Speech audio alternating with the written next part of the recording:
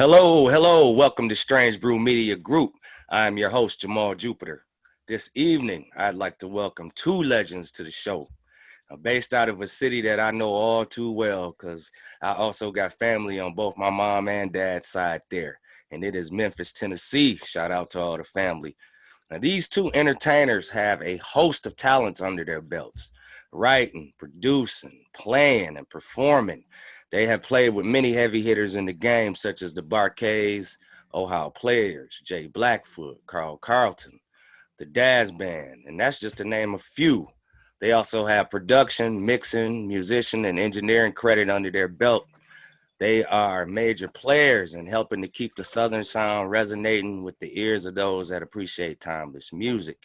Give it up and show some love for Tony Gentry and Neil Jones, known collectively as Gentry Jones. How y'all be? Man, just blessed, man. Everything is going great, man. Yeah, see? Just living the dream every day, man. Oh, yeah, man. That's a big blessing, man. Y'all doing it, too. Yeah, it is. I'm loving that sound y'all got, man. Y'all definitely representing Thanks, the South. man. Yeah. I appreciate that, man. Oh, Appreciate it. Yes, indeed, man. Yeah.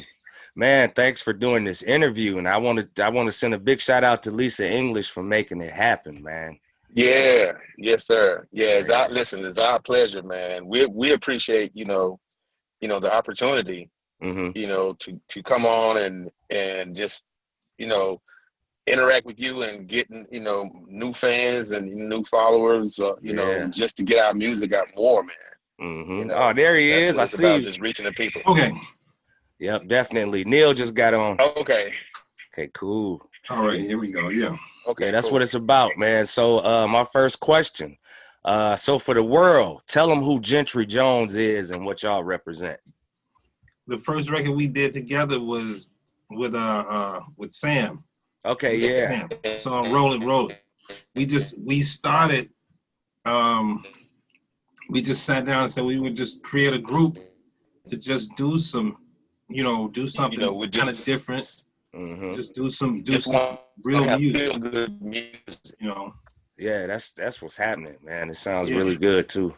Yeah. How long have y'all been working together as Gentry Jones? Actually since I guess it was 2014. Right.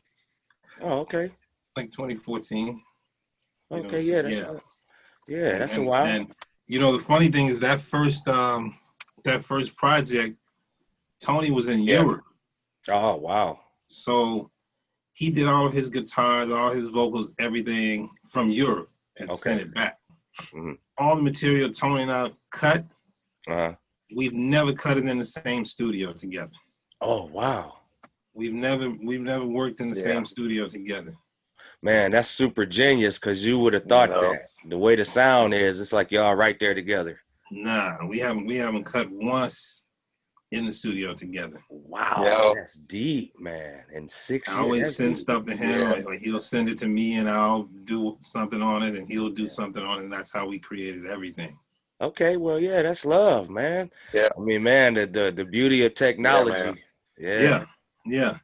Definitely. Yeah. So it's just we kind of gel on the ideas when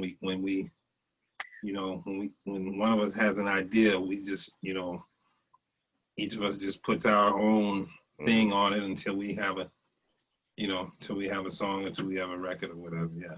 Oh, that's cool, man. That's really cool. Now y'all have worked with everyone, man. Explain some of the experiences you've had in the different diverse artists that y'all have played with. Man, I'll let Tony go first because it's so many different man. Yeah, so many different bands.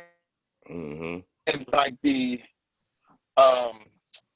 worked with the Barkays, Confunction, SOS, Daz Band, done some stuff with George Clinton. Wow. Dougie Fresh. Oh man. 8-Ball MJG. Oh yeah. Orange Mountain. Tila, Al Capone. And those experiences, man, right.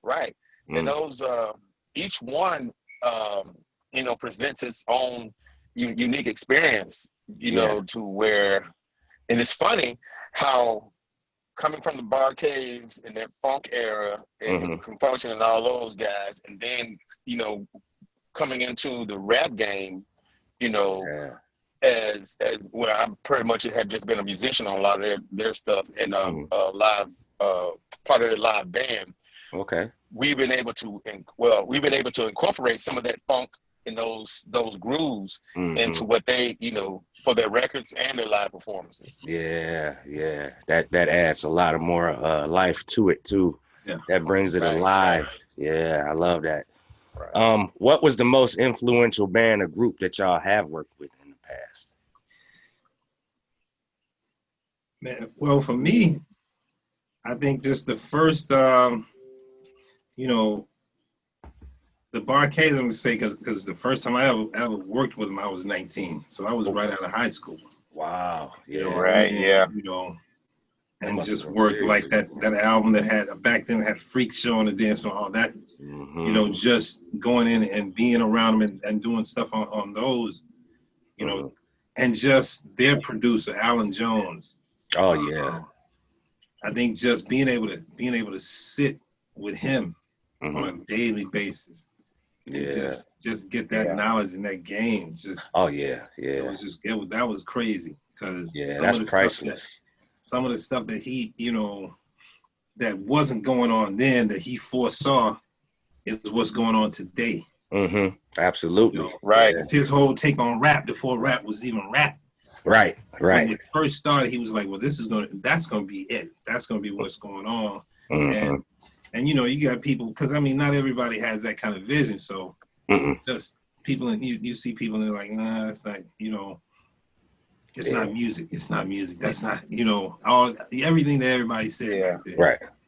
So it ended up being, and it's just a lot of things that he, his approach to a lot of it, really helped in approaching different styles of music and different, all of that. So Oh, that's definitely that was influence for me.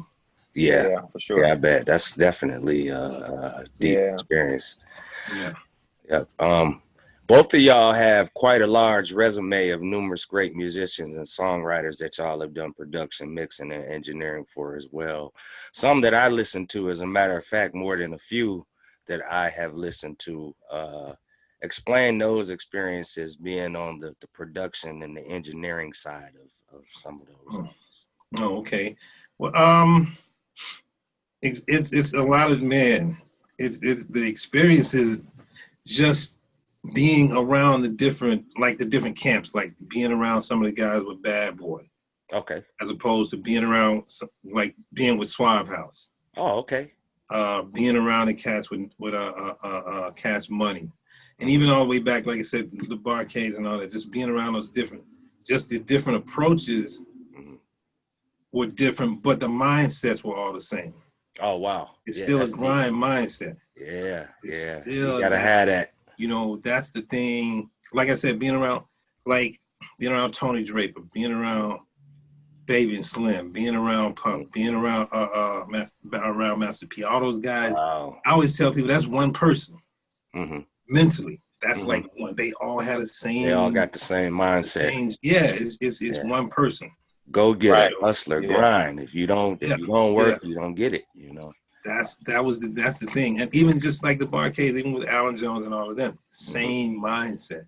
Yeah. That same, I get up before everybody else and I go to bed after everybody else. Absolutely. And that's, to me,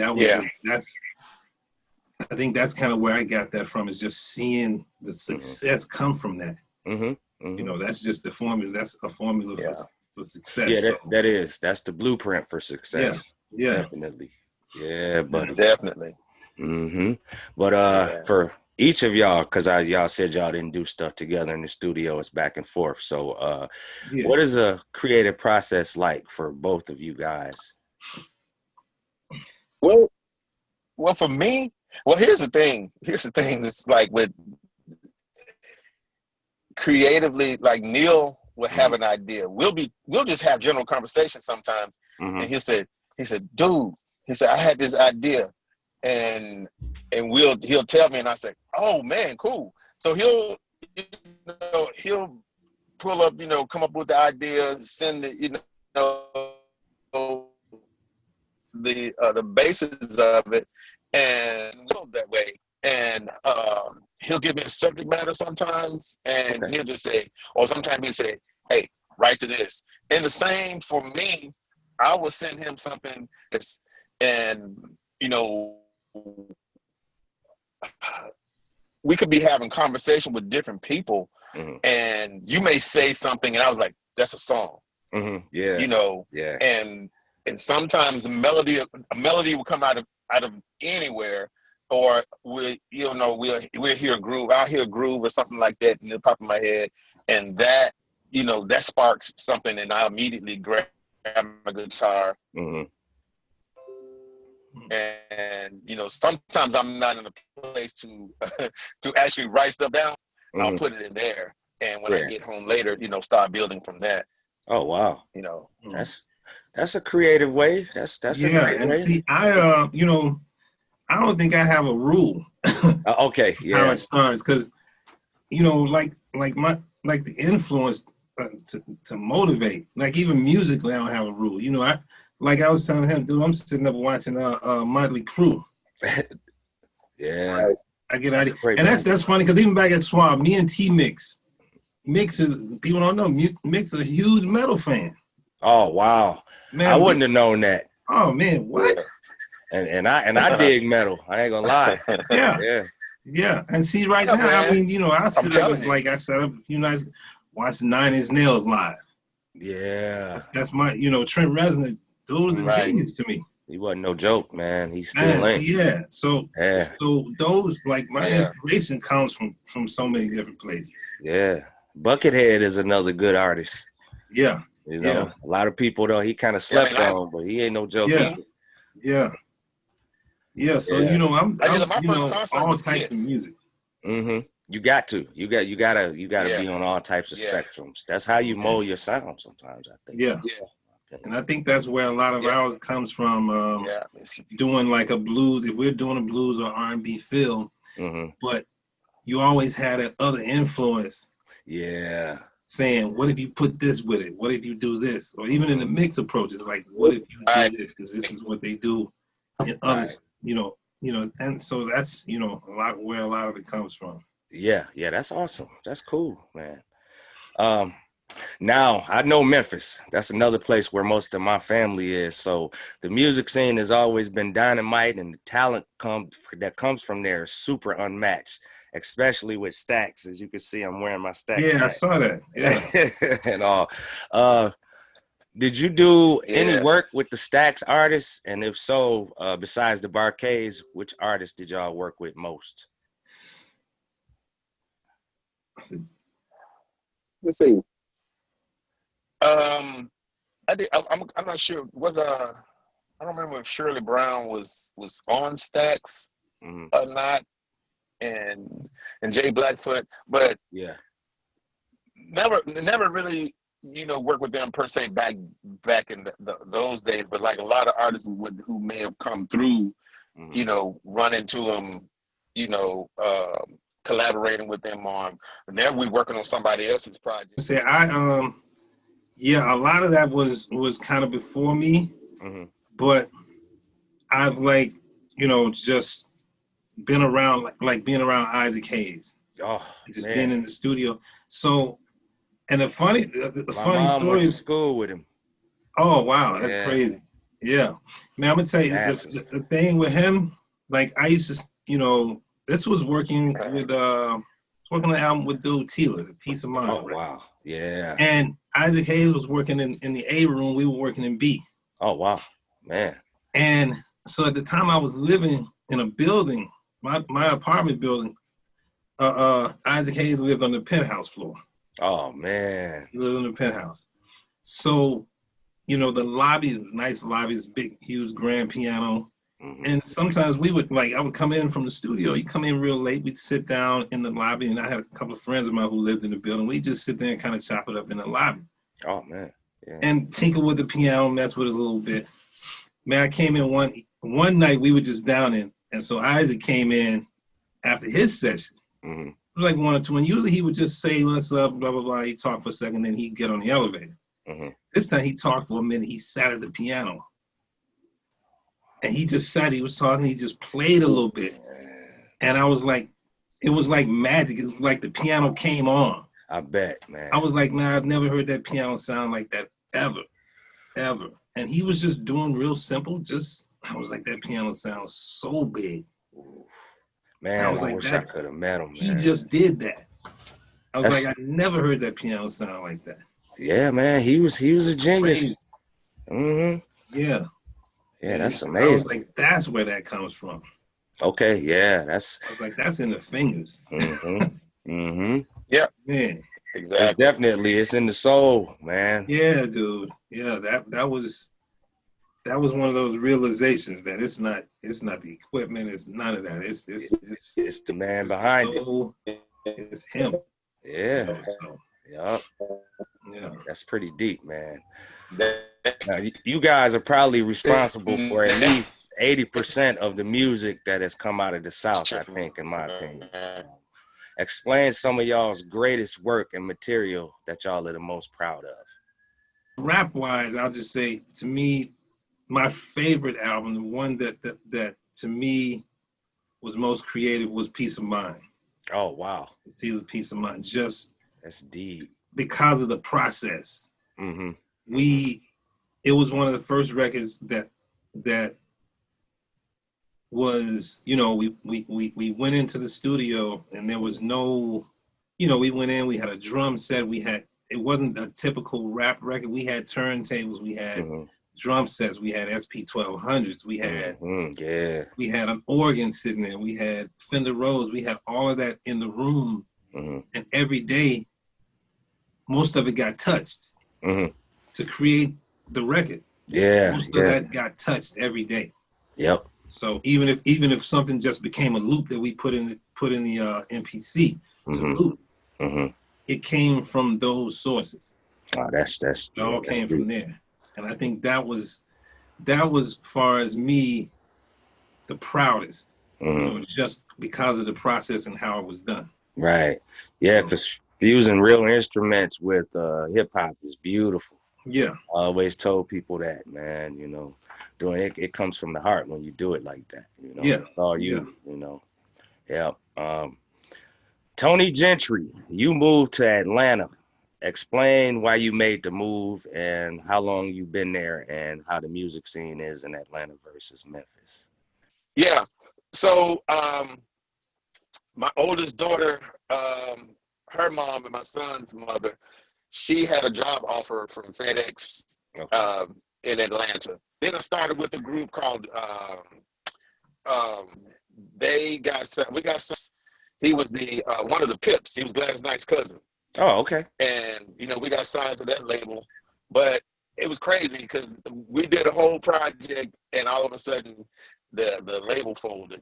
Oh. But the scene there was, the scene there was really cool. And that's where I met he and Tommy Martin. They had a group called Project 1990. Those guys with Justin Bieber's MD. They were doing SOS, Michael Jackson, Madonna, Curtis Mayfield, and the music scene in Atlanta is totally different from Memphis. Yeah, that's what I heard. It was, everybody was there at that time. Late 80s, mid 90s. I met TLC the weeks on the loading dock. I was unloading my gear, and they was over in the corner rehearsing, waiting on Pebbles to finish. So, man. And, after 7 rehearsing the same complex, everybody was there. Yeah, that was. So, that scene was just. That scene was, it was a hot scene back then. Yes. Yeah, it was. I remember it. Mm-hmm. Yeah. Teenager. Yeah. Very hot scene. Yeah, it was. Indeed. Yeah, man. Okay. You were there. I was. Well, you were there. I was in New York.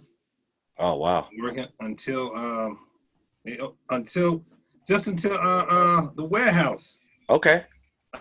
In Memphis, so they opened a warehouse. Mm-hmm. Okay. But yeah, man, and just, you know, it wasn't like I did like, you know, live, like the touring, like the Force MDs and all of that back then. But then going back to Memphis, that's when when the whole Memphis rap, you know, 3-6 wasn't even 3-6 then, but they were, you know, it was kind of getting together. Yeah, and, like Gangsta Pat, all all the cats. So just being, you know, and that was when SMK. Oh, okay. When Yeah. Sean was I met Sean first. Sean was my dude, and then we kind of got, because he, you know, he was from Rochester, so me and him would, you know, but yeah, man, that was I used to every once in a while get to go down to Atlanta and just kind of witness what was going on there. I would work with people a little bit, but yeah, it was hot back then. Yeah, buddy, I bet it was, man. Definitely. Yeah, it was hot. Man, y'all got a really solid sound. Is that something that was developed as y'all kept consistently working together, or did y'all come up with a concept to create it? It just came together, really. Oh, wow. Okay. Organically, yeah. Oh, okay. Yeah. Kind of developed as y'all went along. Yeah. Wow. Yeah. Okay. Like I said, because there's so many influences. Like, you know, he'll send me something that is just heavy guitar and you know, and then I'll do something to it, and then we'll kind of, you know, a lot of records you hear, if you heard the initial idea, you'd be like, that came from that. Yeah, that's genius. It is. You know, that's, you know, that's, you know, we just exactly. There's so many different influences, and we just kind of, so we don't do it we don't necessarily limit what you know, the result is. You can't limit nothing. Yeah, because the influence is not limited. Right, not at all. Not at all. Yeah, absolutely. Yeah. Exactly. Yep. Y'all are all over the place. Very well known, but still let the world know where they can contact y'all and grab music. Man, there is a gentryjones.com, but I mean, on all the digital platforms, you know, Tidal, Amazon, you know, Google Play, iTunes, all of that. You can, you know, you can search the name. You'll pull up tons of stuff. And on social media, it's Gentry Jones. Okay. Yeah. For the world. On all the social media. You know. Yeah, that's what's up. Definitely. We have to social media. That's funny. Yeah, it is, but social media is a connection though. Yeah. With everybody. I mean, it's necessary now. Yeah. Yeah, it is, because the way we all connected is beautiful, man. I ain't gonna lie. It's right. Only place you can see Eric Gale's playing guitar and then see 80-year-old woman riding a skateboard. That's for sure. You ain't lying about that, man. You might see anything on the internet, but you know, the greatest place for connection, though. You know. Yeah. Oh, definitely. Yeah, for sure. It made the world smaller. Oh yeah. Yep. Yes, indeed. All right. If there were any career changes you all would have liked to have done differently, what would they have been in this game? I would have told Tony to wear spandex on stage.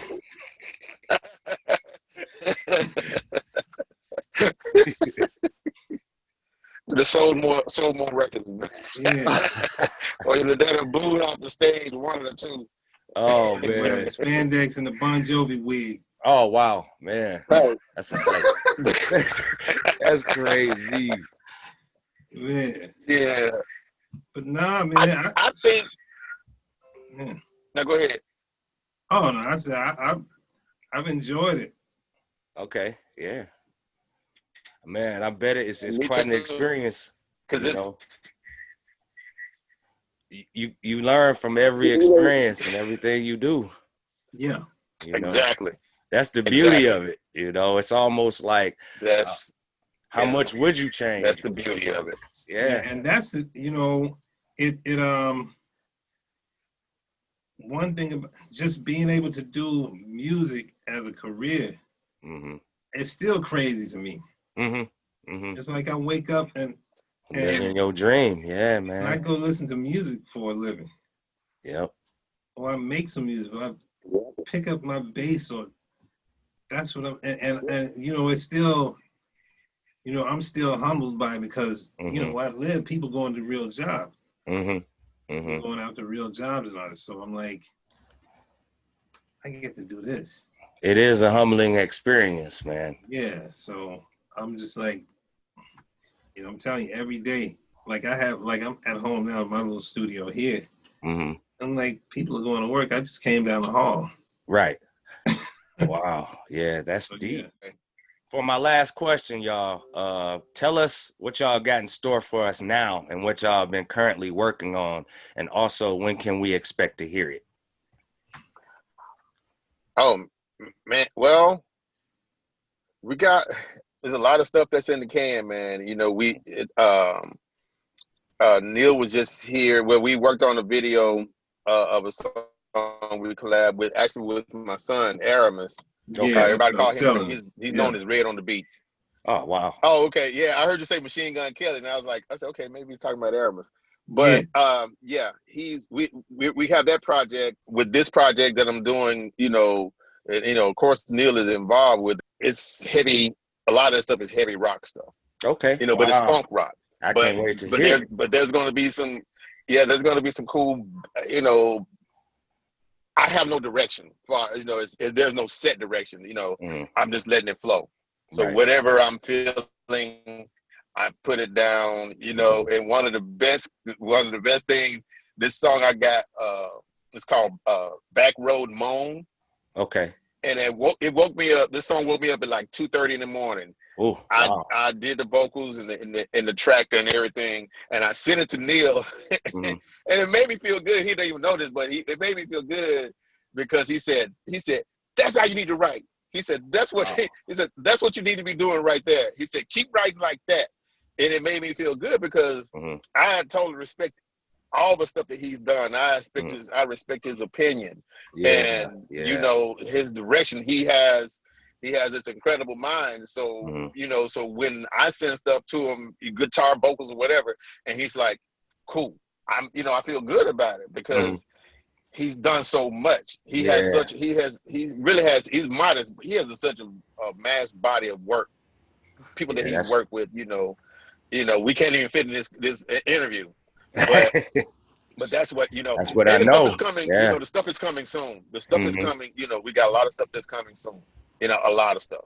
Yeah. I'm working on a solo album too. I can't wait to hear it all, man. You guys are busy. Mine's all ukulele band solo album. Put some funk behind it too. You know, we got one tuba player doing that. Wah pedal. Get a wah pedal to it. Yeah, we got one ukulele player with the wah pedal. There you go. And one distorted ukulele.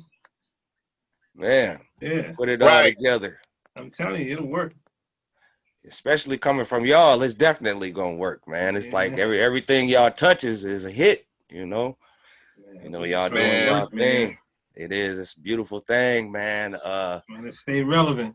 You got to. You are. You know, you in the right place. You know. But this concludes my interview, man, with Gentry Jones. Man, it's been a pleasure to have y'all on, man. It's been fun. The pleasure's ours, man. Yeah, man. So we got that video. Y'all video will be on our show, man. Thursday, Sugar Rush. Okay. So it'll be on Moonlight Media Music TV. Okay. So definitely. Okay. Yeah, be on the lookout for that, man. And, I already pulled you up. I was watching some of the other interviews. Okay. Cool. Yeah, man. Definitely, man.